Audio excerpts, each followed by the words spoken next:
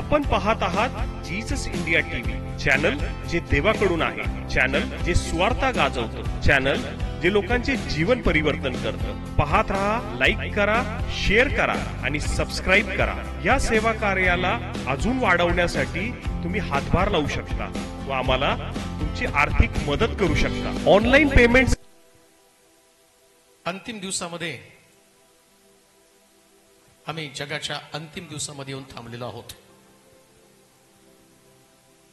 जर जगाची परिस्थिती आम्ही पाहिली तर लक्षात येतं अंत जगाचा जवळ आलेला आहे. आणि अशा परिस्थितीमध्ये जेव्हा प्रगटीकरणाच्या पुस्तकामध्ये आम्ही जातो, तिथे गेल्यानंतर एक भयावह वातावरण अंतःकरणामध्ये एक चुटपुट लागती, भीती निर्माण होती. आणि जगाची किती वाहतात होणार आहे, देवाचा क्रोध कसा पृथ्वी तलावरती ओतला जाणार आहे, आणि किती वाताहत राष्ट्रांची, राजा लोकांची, त्याचप्रमाणे पृथ्वी तलावर उपस्थित असणाऱ्या लोकांची काय स्थिती असणार आहे याचं चित्रण प्रगटीकरणाच्या पुस्तकामध्ये केलं जातं. आणि जेव्हा हा शास्त्रभाग किंवा हे शिक्षण दिलं जातं, मला माहिती आहे प्रगटीकरणाच्या शिक्षणानंतर लोकांमध्ये पश्चातापाची भावना निर्माण होती आणि आपोआप देवाची भीती त्यांच्यामध्ये निर्माण होती. जगाचं काय होणार आहे. या प्रगटीकरणाच्या पुस्तकामध्ये 3 भाग आहेत. एका भागामध्ये स्वर्गामध्ये देव, त्याचं अस्तित्व किंवा तो देव किती गौरवानं भरलेला आहे. प्रभू येशू ख्रिस्त सोन्याचा ऊरपट 7 सोन्याच्या समयांमधनं फिरतो. त्याचे डोळे, त्याची कांती, म्हणजे पहिल्या भागामध्ये जेव्हा योहान ते प्रगटीकरण पाहतो तर असं म्हटलं की तो मूर्छित झाला, पाहू शकला नाही देवाच्या पुत्राला. हा पहिला भाग झाला. तिसरा जो भाग आहे, दुसऱ्या भागाकडे नंतर येणार, पण तिसरा भाग आहे. या तिसऱ्या भागामध्ये ज्या लोकांनी ख्रिस्ताला स्वीकारलं नाही किंवा रॅप्चर मध्ये उचललं जाण्यामध्ये ज्या लोकांचा भाग नसणार आहे, आणि त्या लोकांची पृथ्वी तलावरती असणारी वाताहत, त्याच्यामध्ये आम्ही पाहिलं की 666चा शिक्का नसलेल्या लेकरांना दूध मिळणार नाही, रेशन मिळणार नाही, बऱ्याच गोष्टी आहेत. मला त्याच्याकडे पण जायचं नाही. परंतु तिसऱ्या भागाकडं लोकांचं एवढं लक्ष लागलंय, काय होणार आहे, कसं होणार आहे. मोठ्या मोठ्या 40-40 मनाच्या गारा पडणार आहेत, अग्नी पडणार आहेत, रक्ताचे पाट वाहतील. रक्ताच्या पाटासंबंधाने सांगितलं की त्या घोड्याच्या तोंडापर्यंत अगदी 360-70 किलोमीटर लांब, म्हणजे पुण्यापासून, सोलापूरपासून तर मुंबईपर्यंत किती रक्त असेल की ते घोड्याच्या तोंडापर्यंत ते रक्त वाहील, एवढं रक्त वाहणार आहे. इतकं विदारक असणारं चित्र, आणि ते वास्तव आहे. मग रॅप्चर मध्ये आमचा भाग असायला पाहिजे, याच्यासाठी आम्ही पश्चाताप करतो, बाप्तिस्मा घेतो, सगळं काही ठीक चाललेलं असतं. एक सभा होती आणि त्या सभेनंतर लोकांची मनोवृत्ती बदलली जाते. पण लक्षात ठेवा, मी सांगितलं 3 भाग आहेत. पहिल्या भागामध्ये देवाच्या पुत्राचं गौरवशाली वर्णन, तिसऱ्या भागामध्ये जगाची विदारक परिस्थिती, आणि दुसऱ्या भागामध्ये, हा दुसरा भाग कोणीच त्याच्याकडे लक्ष दिलेलं नाही.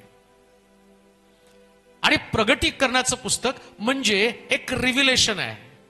काही गोष्टी गुप्त आहेत, त्या घडणार आहेत, आणि त्या घडलेल्या गोष्टी याच्यापासून सावधगिरी, म्हणजे लोकांनी कशा पद्धतीने स्वतःला तयार करावं, त्याच्यासाठी प्रगटीकरणाचं पुस्तक आहे. परंतु काय झालं माहिती का, लोक प्रगटीकरणाचं पुस्तक ज्या शिकतात, अभ्यासतात, त्याच्यानंतर त्यांची एक मानसिकता बनती की आम्हाला पश्चाताप करायला पाहिजे. परंतु एक्झॅक्टली मंडळी म्हणून तुम्ही ज्यावेळेस वावरता, आता ते तुम्हाला सांगितलं की तिसऱ्या भागामध्ये खाली राहिलेले लोक, तिसऱ्या भागामध्ये खाली राहिलेले लोक म्हणजे जे मंडळीचा घटक नाही आहेत, जे विश्वासणाऱ्या लोकांचा घटक नाहीये, जे लोक विश्वास न ठेवता या पृथ्वी तलावरती जगले, हे खाली राहिलेल्या लोकांसाठी आहे. परंतु आता जे आम्ही 7 मंडळांना प्रभू येशू ख्रिस्तानं पत्र लिहिलं आणि त्या दुसऱ्या भागामध्ये जे विश्वासणारे लोक आहेत, मंडळे आहेत, चर्चेस आहेत, आणि या 7 मंडळांना त्यानं पत्र लिहून जाग केल्याचं काम या पत्रांमध्ये आहे. आणि त्याच्याविषयी लोक जास्त बोलत नाहीत. म्हणजे चर्चने नेमकं काय केलं पाहिजे. मुळामध्ये प्रभू येशू ख्रिस्त या पृथ्वी तलावरती येणार आहे तो मंडळीला घेऊन जाण्यासाठी, चर्चला घेऊन जाण्यासाठी. चर्चला न्यायचंय त्याला. परंतु चर्चमध्ये सगळेच लोक स्वर्गामध्ये जाणार नाहीत. आता तुम्ही एवढे बसलात, पण याच्यातले एवढे लोक स्वर्गामध्ये नाही जाणार आहेत, असं होणारच नाही. मग स्वर्गामध्ये जाताना ज्या मंडळ्या आहेत, आता मंडळांना लिहिलेलं येशू ख्रिस्त ती मंडळीची सध्याची स्थिती आहे आणि त्याच्यामध्ये मंडळीनं बदल करावं ही अपेक्षा म्हणून ते पत्र लिहिलेलं आहे. पत्राचा उद्देशच असतो, काही सूचना असतात त्याच्यामध्ये, काही चांगल्या गोष्टी असतात. पत्र लिहिताना, आता पत्र नाही, पूर्वी पत्र लिहिताना त्याच्यामध्ये जर तुम्ही बघितलं ना, तर सध्या तुम्ही काय करतात, तुम्हाला पुढं काय करायचं ते पत्रामध्ये सांगितलं जात होतं. पत्र कुणी जर पाठवलं तर, म्हणजे त्याच्यामध्ये आम्ही बरे आहोत, तुम्ही बरे आहात का, मग काळजी घ्या आणि जेवण वेळेवर करत जा. पत्र होतं, घरगुती पत्र असायची. लेकरं सांभाळत जा, ह्याच्याकडे लक्ष द्या, त्याच्याकडे लक्ष द्या. जो बाहेर गावी कोणतरी असायचं आणि पत्र लिहिताना ते सांगत असताना काळजी घेण्यासंबंधानं सांगितलं जातं. आता येशू ख्रिस्त स्वर्गामध्ये आहे आणि मंडळी पृथ्वी तलावरती आहे आणि 7 मंडळांची 7 स्थिती. बरं, वैशिष्ट्य काय माहिती का, या 7 मंडळ्या धार्मिक आहेत. 7 मंडळ्या धार्मिक आहेत आणि 7 मंडळांमध्ये काहीतरी कमतरता आहे आणि काही मंडळांचं त्याने केलेलं कौतुक आहे, काही मंडळांचं कौतुक केलेलं आहे. बरं, आता मंडळी म्हणजे तुम्ही आणि मी. मंडळी म्हणजे आता जसं गॉड्स चर्च आहे, मी शिलो चर्च आहे. मग आता गॉड चर्च, शिलो चर्च हे एक चर्च झालं. मग त्या चर्चमध्ये मी एक भाग आहे आणि त्या मंडळीमध्ये 2 वेगवेगळ्या प्रकारचे घटक असतात, 2 टाईपचे लोक असतात आणि दोघांना पण वाटतं मी स्वर्गामध्ये जाणार आहे, माझ्यामध्ये काही चूक नाहीये. पण चर्चमध्ये कोणच म्हणत नाही माझं चुकलं. त्यांच्याकडे काय असतं, समोरचा भाऊ, समोरची बहीण चुकली किंवा पाळक चुकला, बस मी बरोबर आहे, माझ्यामध्ये काही चूक नाही, माझ्यात काही कमतरता नाही. आणि त्याच्यामध्ये भावना काय असते माहिती का, मला कोणीतरी त्रास देत आहे. 2 लोक आहेत चर्चमध्ये, एक त्रास सहन करणारे आणि दुसरे त्रास देणारे. काही लोक धार्मिक पण आहेत आणि काही लोक धार्मिक असून सुद्धा त्रास देणारे लोक आहेत. आणि मग येशू ख्रिस्तानं या अंतिम दिवसामध्ये मंडळांना जाग करण्यासाठी लिहिलेली 7 पत्र, 7 मंडळ्या आणि 7 पत्र. आणि त्या मंडळीचं वैशिष्ट्य जर तुम्ही बघितलं, या मंडळ्या जगिक नाहीत, जग नाही त्यांच्यामध्ये, अगदी धार्मिक आहेत, काम करणाऱ्या मंडळ्या आहेत, पॉवरफुल मंडळ्या आहेत, एक उत्तम चर्च आहे. पण तरी सुद्धा त्या ठिकाणामध्ये ज्यास तुम्ही अभ्यासाल तर असं म्हटलंय की ती मंडळीच नाहीशी होणार आहे, मंडळीचं अस्तित्व संपणार आहे. त्या मंडळीला एवढं मोठं काम करून सुद्धा त्या मंडळीला देवाच्या नजरेतनं, येशूच्या नजरेतनं पाहिल्यावर तुम्हाला कळतं ती मंडळी किंवा ते चर्च जे आहे ते एकदम क्षुल्लक चर्च आहे किंवा झिरो चर्च आहे, अस्तित्व संपून जाणार आहे. मला माहिती की आम्ही या ठिकाणामध्ये जमलेलो असताना संजीवनाच्या सभेचं किंवा संजीवनाची सभा कशासाठी आम्हाला असावी असं वाटतं. एक पहिलंच कारण, आम्हाला आरोग्य मिळावं आणि आमच्या जीवनातले प्रश्न सुटावेत, बस एवढंच. स्वर्ग आमच्यासाठी दुय्यम आहे, सेकंड ऑप्शन आहे.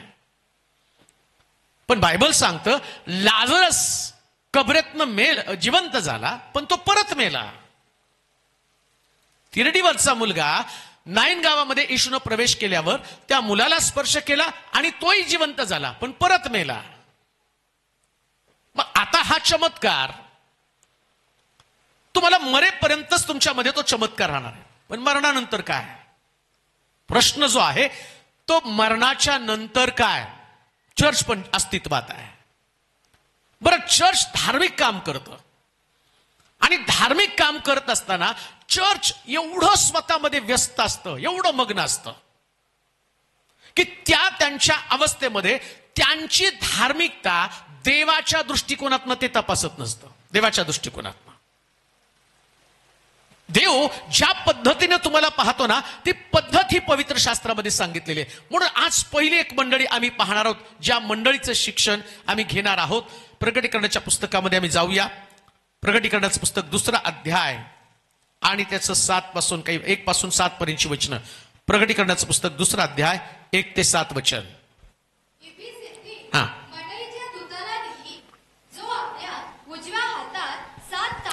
धारण करीतो, जो आपल्या उजव्या हातात 7 तारे धारण करतो, जो सोन्याच्या 7 समयामधून चालतो, तो असे म्हणतो, तुझी कृत्ये, तुझे श्रम व तुझा धीर ही मला ठाऊक आहेत. तुला दुर्जन सहन होत नाहीत. जे प्रेषित नसताना आपण प्रेषित आहो असे म्हणतात, त्यांची परीक्षा तू केलीस आणि ते लबाड आहेत असे तुला दिसून आले. तुझ्या अंगी धीर आहे. माझ्या नावामुळे तू दुःख सोसलं आहे. दुःख सोसलं आहे आणि तू खचून गेला नाहीस. तरी तू आपली पहिली प्रीती सोडली. याविषयी तुला दोष देणं मला प्राप्त आहे. म्हणून तू कोठून पतन पावला आहेस त्याची आठवण कर व पश्चाताप कर. आपली पहिली कृत्य कर. तू पश्चाताप केला नाही तर मी तुझ्याकडे येईन आणि तुझी समई तिच्या ठिकाणाहून काढून टाकील. तरी पण तुझ्यात एक आहे की तू निकालाइताच्या कृत्यांचा द्वेष करीतोस. मीही त्याच्या कृत्यांचा द्वेष करीतो. आत्मा मंडळास काय म्हणतो? हे ज्याला कान आहे तो ऐको. जो विजय मिळवतो त्याला देवाच्या बागेत जे जीवनाचे झाड आहे त्यावरचे फळ मी खावयास देईन. 3 भाग आहेत. पहिल्या भागामध्ये हा प्रभू येशू ख्रिस्त इफिस या ठिकाणच्या मंडळीला, त्या मंडळीमध्ये असणारे सगळे चांगले गुण, त्या चांगल्या गुणांचं कौतुक करत आहे. दुसऱ्या भागामध्ये एवढं चांगलं चर्च पण पतन पावलं. आणि तिसऱ्या भागामध्ये जर त्या मंडळीनं, इफिस मंडळी म्हणजे आता इफिस मंडळी म्हणजे आत्ताचं चर्च. इफिस म्हणजे फक्त इफिस चर्च नाही. प्रगटीकरणाचं पुस्तक हे सांकेतिक पुस्तक आहे, जे लोकांना जाग करतं, जे चर्चेसला जाग करतं, जे लोकांना पश्चाताप करायला लावतं. जे चर्च आहे ते सांकेतिक आहे. आता इफिसकराच्या मंडळीला जर हे पत्र लिहिलं तर या पत्राचा आम्हाला काही उपयोग होणार नाही. पण प्रगटीकरणाचं पुस्तक हे जगासाठी असणारं पुस्तक आहे, मंडळांसाठी असणारं पुस्तक आहे. आणि जी इफिसकराच्या मंडळीची स्थिती आहे, ती स्थिती जगामध्ये कुठल्या तरी एक मंडळीची स्थिती असणार आहे. बरं, या 3 भागामध्ये जर तुम्ही बघितलं तर पहिल्या भागामध्ये त्या मंडळीमधले सगळे चांगले गुण प्रभूने सांगितलेले आहेत. चांगली मंडळी आहे, चर्च एकदम भारी आहे. या मंडळी संबंधाचा विचार करत असताना त्याच्यामध्ये असं म्हटलं की तुझ्या अंगी धीर आहे. अहो, चर्च साधं चर्च नाही, हे चर्च धीर धरणारं चर्च आहे. प्रभूच्या कामाचं किंवा ठेवलेल्या विश्वासाचं कार्य अनुभवण्यासाठी ही मंडळी वाट पाहणारी मंडळी आहे. पण तरी तिच्या संबंधानं म्हटलं तू पतन पावलेली आहे. या चर्चनं पुष्कळ छळ सहन केलेला आहे. आणि या चर्चचं वैशिष्ट्य, इफिस या ठिकाणच्या मंडळीचं वैशिष्ट्य जर तुम्ही बघितलं त्या ठिकाणामध्ये, तर ही मंडळी खरी स्पिरिच्युअल मंडळी आहे, आत्मिक मंडळी आहे, श्रम करणारी मंडळी आहे. लक्षात घ्या, एक मंडळी म्हणून वावरत असताना जर तुम्ही श्रम करतात, सुवार्ता प्रसार आहे, आत्मे जिंकणं आहे, मोठमोठ्या कॉन्फरन्स करणं आहे, हे जागतिक चर्चमध्ये, आत्ताच्या चर्चमध्ये देखील याच प्रकारच्या गोष्टी आहेत. याच्यामध्ये आणि प्रभू त्या गोष्टीचं कौतुक करतो, अपलिफ्ट करतो की चांगली गोष्ट आहे, तुम्ही हे करत आहात. आत्मे जिंकण्यासाठी बाहेर पडलेले आहात. लोक यायला पाहिजे, लोकांचं तारण व्हायला पाहिजे, लोकांचा उद्धार व्हायला पाहिजे. पण घडतं काय माहिती का, असं शास्त्रात लिहिलं, मी दुसऱ्याचा द्राक्षीचा मळा राखायला गेलो, पण माझाच द्राक्षीचा मळा कोणीतरी उद्ध्वस्त केला. आम्हाला वाटतं लोकांचं तारण व्हायला पाहिजे, आणि आम्ही काय करतो माहिती का, आम्ही म्हणतो लोक जिंकावेत, लोक जिंकावेत, लोक जिंकावे. ठीक आहे, लोकांसाठी तुम्ही गडबड करतात, नाही त्यांना तारणामध्ये आणलं पाहिजे. आणि प्रभू येशू ख्रिस्तानं पण ते पाहिलं, अरे यांना लोकांचं तारण त्याच्यामध्ये जास्त इंटरेस्ट आहे, पण स्वतःचं पतन व्हायला लागलं हेच त्यांच्या लक्षात येत नाही ना. मंडळीची अवस्था प्रकटीकरणाच्या पुस्तकामध्ये इफिस मंडळी संबंधानं ज्या सांगितलं गेलं, तर त्या ठिकाणामध्ये असं म्हटलं की तुम्ही इतकी चांगली, ह्या चर्चचं सौंदर्य जर तुम्ही पाहिलं तर असं म्हटलं, तुला खोटे शिक्षक सुद्धा आवडत नाहीत, आणि तू लोकांची पारख करते, संदेष्ट्यांची पारख करणारी मंडळी आहे. संदेष्ट्यांची पारख करणारी, हो, कोणताही सेवक आल्यावर ही मंडळी डोळे झाकून विश्वास ठेवत नाही. आता जर तुम्ही बघितलं तर मंडळानं आओ जाओ घर तुम्हाला, कोणी पण या आणि टिपली मारून जा, नाही का, कोणी पण आलं, काही पण शिक्षण दिलं, आणि ते आज यांनी म्हटलं माता परमेश्वर, उद्या म्हटलं पिता परमेश्वर, परवा म्हटलं येशू भाऊ, परवा म्हटलं येशू मित्र, काय शिक्षण गेली, याच्याकडे डुबकी, त्याच्याकडे डुबकी, त्याच्याकडे डुबकी. त्या मंडळी संबंधानं नाही बोलत तो, त्या मंडळी संबंधानं बोलत नाही. ती अशी मंडळी आहे. त्या मंडळीचं वैशिष्ट्य जर तुम्ही पाहिलं ना, तर एक वैशिष्ट्यपूर्ण मंडळी, अशी सुरेख आत्मिक मंडळी की त्या मंडळीला खोटे संदेष्टे ओळखण्याचं दान आहे. खरे संदेष्टे कोणते, काय अभ्यास असेल त्या मंडळीचा, काय रात्रंदिवस देवाच्या वचनामध्ये घडून गेलेले ते चर्च असेल, की त्या चर्चला खोटं शिक्षण चालतच नाही हो. आणि चर्चला या दिवसामध्ये सगळ्यात गरजेची गोष्ट कोणती माहिती का, चर्चमध्ये, चर्चला देवाच्या वचनाच्या शिक्षणाची गरज आहे. शिक्षण, रहस्य जाणून घेतले पाहिजे चर्चने. कारण अंतिम दिवसामध्ये तो म्हटला की विश्वासणारे सुद्धा त्यांची फसगत होणार आहे, विश्वासणारे सुद्धा पतन पावतील. कसे पतन पावणार आहे, चर्च कसं काही उद्ध्वस्त होऊन जाणार आहे, असं लिहिलंय. जर तू पश्चाताप केला नाही तर तुझी समयी तुझ्यापासून काढून घेण्यात येईल. समयच काढणार. आणि समयी संबंधानं म्हटलं 7 समयांमधनं तो फिरतो, त्या समयांसंबंधानं म्हटलं प्रकटीकरणाच्या पुस्तकामध्ये ती समयी म्हणजे चर्च आहे.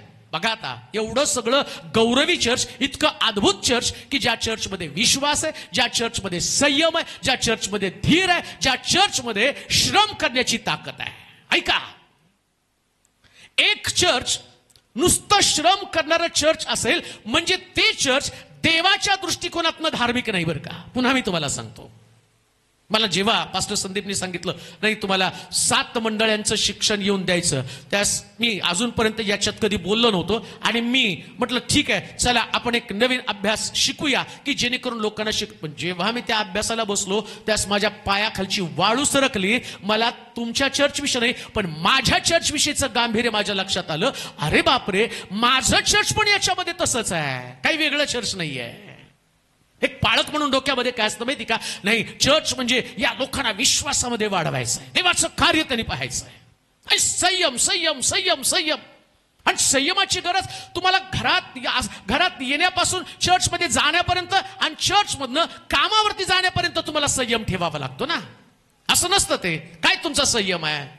चर्चमध्ये आल्यावर तुम्हाला काय शिकतात, तुम्हाला सेल्फ कंट्रोल केला पाहिजे. कुठं सेल्फ कंट्रोल? घरात गेल्यावर, घरात पण वाद आहे आणि तिकडं शिकवलं जातं नाही घरात गेल्यावर तुम्ही वाद करायचा नाही, तुम्ही संयम ठेवता, कोणत्याच गोष्टीशी वादविवाद करत नाही. विचार करा, आता या मंडळीमधला व्यक्ती देवाचं वचन ऐकतो, घरी गेल्यावर त्याची परीक्षा होती. लक्षात ठेवा, प्रत्येक विश्वासणाऱ्या व्यक्तीची ख्रिस्तासारखी परीक्षा होती. बायबल सांगतं विश्वासणाऱ्या व्यक्तीला सोन्यासारख्या परीक्षेचं तोंड द्यावं लागतं. जसं सोनं अग्नीमध्ये टाकलं जातं आणि जास्त तीव्रतेला ते वितळतं, तसं विश्वासणारा कधी वितळावा म्हणून शास्त्रात असं पण लिहिलं, तुमची परीक्षा तुमच्या सहनशक्तीच्या पलीकडं. म्हणजे सोनं 300 टेम्परेचर पर्यंत तापल्यावर वितळतं. बाकीचे धातू 100, 150, 200 त्याच्यामध्ये वितळून जातात. पण सोन्याला 300 टेम्परेचर, 300, 350 टेम्परेचर, तेवढं टेम्परेचर मध्ये ते वितळतं. मग आता ही मंडळीचं टेम्परेचर काय माहिती का? तिची एवढी परीक्षा होती की तिला कितीही संकटामध्ये टाकली तर मंडळी कच खात नाही. आणि अशा परिस्थितीमध्ये प्रभूनं या चर्चला पाहिलं, ही मंडळी खूप संयमी आहे, यातले लोक संयमी आहेत. घरामध्ये त्यांना किती प्रश्नाला तोंड द्यावं लागतं. उपाशी तापाशी राहणारे लोक आहेत, नोकरी गेली तरी कुरकुर न करणारे लोक आहेत, उपाशी राहिल्यानंतर देवाच्या सानिध्यामध्ये आनंद उपभोगणारे लोक आहेत. असलं चर्च गौरवी चर्च आहे. परंतु तो म्हणतो हे मंडळी पतन पावली, मंडळी पतन पावली. तुम्हाला पश्चाताप करावा लागणार आहे. कोणत्या गोष्टीचा पश्चाताप करावा लागणार आहे? एवढं सगळं चांगलं असताना काय घडतं माहिती का? नेहमी सैतान तुम्हाला सगळ्यात तुम्ही किती चांगले हे तुम्हाला दाखवतो. आम्ही आपल्या चर्चकडे बघितल्यावर आम्ही काय म्हणतो, आता माझ्या चर्चविषयी, तुमच्या चर्चविषयी नेहमी सांगा, माझ्या चर्चविषयी आमचे आपलं चर्च सोलापुरातलं सगळ्यात भारी चर्च आहे. ठीक आहे, वासरात लंगडी काय शहाणी. बाकीच्या लोकांना काय माहित नाही. त्याच्यामध्ये तुम्ही उड्या मारता आणि तुम्ही एकमेकाचं कौतुक करता, तुम्ही एकमेकाला सांत्वन देता आणि तुम्ही आपल्याकडे किती विश्वास आहे, आपण आमकं केलं, आम्ही तर. आता स्वर्गातला देव इशायाच्या घरी इशायाच्या घरामध्ये शमूएल गेला. त्या शमूएल तो म्हटला की जा, इशायाच्या घरामध्ये एक मुलगा आहे, त्या मुलाला तुला राजाचा अभिषेक करायचा. शमूएल गेला. शमूएलाने पहिला मुलगा पाहिल्यावर तो म्हटला देवा यालाच राजा करतो. तो म्हटला नाही, हा नको राजा. त्याला दुसऱ्याला बोलवलं, म्हटलं देवा हा पण छान आहे, उंचापुरा आहे, याला करतो. तो म्हटला हा पण नाही. बघता बघता 7च्या 7 घालवले. ईशाला त्याने विचारलं आणखीन एक मुलगा आहे का? तो म्हटला आहे, रानामध्ये मेंढर चारतो, त्याला बोलून आण. आता त्याला शमूएलाला मोठा प्रश्न पडला, रानामध्ये मेंढर चारणारा कसा काय देवाच्या डोक्यात आलं त्याला राजा बनव. मग त्याला बोलून आणलं आणि बोलून आणल्यावर त्याची उंची कमी, दिसायला पण एवढ्या ॲव्हरेज त्या ठिकाणामध्ये. तुम्हाला जेव्हा ते 7 मंडळ्या, जर देवाची कृपा झाली ना, आपण 7 मंडळाचं शिक्षण घेतलं ना, तर माझी तर प्रार्थना की 7च्या 7 तुम्हाला देऊन जावं. मग तुम्हाला कळेल ॲव्हरेज मंडळीच किती भारी मंडळी आहे. ॲव्हरेज मंडळी बरं का. एक ही जी मंडळी आहे ना, ही सगळ्यात जुनी मंडळी आहे, सगळ्यात पुरातन मंडळी आहे. आणि या मंडळीचं वैशिष्ट्य काय माहिती का? ही मंडळी श्रम करणारी मंडळी. आणि इकडं दाविदाला त्या ठिकाणात आणल्यावर हा शमूएल जो आहे तो अचंबित झाला, प्रभू याला अभिषेक. त्यास तो काय म्हटलं माहिती का? तुझ्या पाहण्यात आणि माझ्या पाहण्यामध्ये फार फरक आहे. तू बाहेरून बघतो, ऐका, लोक चर्चला बाहेरून बघतात आणि त्यांचं मत बदलतात. ते काय म्हणतात माहिती का? हे जे चर्च आहे ना, सगळ्यात संजीवित चर्च आहे. कशावरून? तर या चर्चमध्ये लोक श्रम करणारे लोक आहेत. देव ते नाही पाहत, श्रम पाहत नाही. देव जी गोष्ट तुमच्यात नाही ती पाहत असतो प्रियानो, तुम्हाला परफेक्ट बनवण्यासाठी. मग एक तरुण येशूकडे आला नाही का? मी मागच्या याच्यात पण युट्यूबला एक संदेश टाकला. येशूकडे आला तो आणि येशूला विचारलं. मुळामध्ये तो एक धार्मिक तरुण होता आणि तो येशूकडे आला.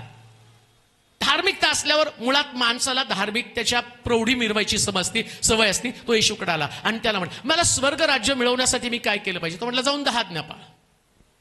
आणि मग लगेच त्यांनी सांगितलं, मुळामध्ये याला मी 10 आज्ञा पाळतो हे येशूला दाखवून द्यायचं होतं. बाकी त्याचं दुसरं काही नव्हतं, भाव मारायला जायचं होतं. मी 10 आज्ञा पाळतो, मग येशूच्या कानावर गेलं पाहिजे. आम्ही पण नाही का करत, कोण पाळक घरामध्ये आलं की आमच्या पोराला बोलवतो, इकडे म्हण बाळा स्तोत्र म्हण, 23 स्तोत्र, 15 स्तोत्र, आणि आम्ही टाळ्या, पाठ आहे आमचं पाठ आहे. तसं हे पण पोरग इतका मोठा घोडा तो येशूकडे गेला आणि येशूला विचारलं स्वर्ग राज्यात जायला काय पाहिजे? आता येशू तो येशू आहे. येशूला माहिती होतं हा कशासाठी आला. याला 10 आज्ञेचं आणि जे घोडं माझ्यासमोर नाचवायचंय. मग येशू म्हटलं जाऊन 10 आज्ञा पाळ. तो म्हटलं पाळ, अजून जास्तीचं काय करावं, माझ्यात अजून काय कमी आहे? मग येशूने त्याला सांगितलं एक कमी आहे, जे आहे ना ते गरीबाला विकान माझ्या मागे. आणि असं लिहिलं. हे सांगितल्याबरोबर तो निघून गेला. म्हणजे येशूनं काय असं म्हणलं, हा माझ्यासारखा पाळक असता तर तिकडून बोलवलं असतं मीटिंग मध्ये, इकडे इकडे 10 आज्ञा पाळणारा, टाळ्या वाजवा याच्यासाठी. तुम्हाला जमत नका वाजू, बघा तुम्ही असं येशू त्याला म्हणलं असतं, म्हणजे तुम्हाला एवढी सवय लागली मी काय बोलाल तुम्ही कधी कृती करता. प्रॉब्लेम तोच आहे. काय आम्ही लक्षातच घेत नाही नेमकं एक्झॅक्टली आम्हाला काय करायचं. टाळ्या वाजवणं सोपं आहे, पण सार्वकालिक जीवन मिळवण्यासाठी आहे नाही ते टाकून देऊन त्याच्या मागं चालणं फार कठीण आहे. त्या तरुणासारखं कुठंतरी आमच्या अंतःकरणामध्ये अशी कोणती तरी उणीव आहे. आणि प्रभू उणीवा संबंधानं बोलतो. स्वर्ग राज्य उणीवा असणाऱ्या लोकांसाठी नाहीये. कोणतीच उणीव तुमच्यामध्ये राहता कामा नये, एक सुद्धा नाही. तुमच्या घरामध्ये चुका खपवून घेतल्या जातील, स्वर्गामध्ये नाही हो. आज एवढी वर्ष प्रभू येशू ख्रिस्त येण्यासाठी विलंब करत आहे, एवढा मंडळांचा छळ चालू आहे, एवढी जगामध्ये जर तुम्ही बघितलं विश्वासणाऱ्यांचे आतोनात हाल चालू आहेत, मग का प्रभू विलंब करत आहे? देवाला वाटत नाही कुठंतरी या सगळ्या असणाऱ्या प्रश्नाचा अंत व्हावा आणि जिथं मी आहे तिथं माझ्या लोकांनी असावं? वाटत नाही का प्रभूला? प्रभूला वाटतं. कुठल्या अपूर्णता घेऊन स्वर्गामध्ये तो आम्हाला घेऊन जाणार. आम्ही परिपूर्ण व्हावं. पुन्हा मी तुम्हाला सांगतो, तुम्हाला बाहेरून देव नाही पाहणार. बाहेरून चर्च कसं आहे? आत्मे जिंकणार आहे, सुवार्ता प्रसार करणारं चर्च आहे. एपिसच्या मंडळी संबंधाने जर तुम्ही बघितलं सुवार्ता प्रसार. अजून एक गोष्ट मी तुम्हाला सांगतो, तुमच्या चर्चमध्ये किती बाप्तिस्मे होतात याच्यावर पण तुमचं चर्च स्वर्गामध्ये पोहोचणार नाही. बाप्तिस्म्यावर पण तुमचं स्वर्ग राज्य अवलंबून असणार आहे. किती चर्चमध्ये लोकांचे बाप्तिस्मे झाले, किती, आणि ज्यांना ख्रिस्त माहित नाही असे लोक ख्रिस्ताकडे आले, याच्यावर पण तुम्हाला प्रभू तुमच्या धार्मिकतेचं तुम्हाला थाप देणार नाही. काय म्हटलं त्यानं? वाचूया ते वचन. प्रकटीकरणाचं पुस्तक 2 अध्याय 1 वचन. इफिस येथील मंडळीच्या दूताला लिही. दूताला लिही. जो आपल्या उजव्या हातात 7 तारे धारण करीतो. 7 तारे धारण करतो. जो सोन्याच्या 7 समयांमधनं चालतो. तो असे म्हणतो, तुझी कृत्ये, तुझे श्रम व तुझा धीर. काय म्हटलं त्या? तुझी कृत्ये, तुझे श्रम. काय कौतुक आहे. प्रत्येक चर्चचं कृत्य देव पाहतो. ऐका, तुम्ही नाताळाला चर्चला आला आणि कुठले कपडे घातले आणि घरी जाऊन काय बिर्याणी केली, ईस्टरला कोणते कपडे घातले, गुड फ्रायडेला तुम्ही कसं आला, हे काही तुमचं कृत्य प्रभू नाही बघणार आहे. प्रभोजनाला कसं आला बघा. बाकीच्या वेळेस सगळं नॉर्मल जीवन. प्रभोजनाकडे जर आमच्या ख्रिस्ती लोकांना बघितलं ना, अरे बापरे, असं वाटतं की रोज यांचं प्रभोजन व्हायला पाहिजे.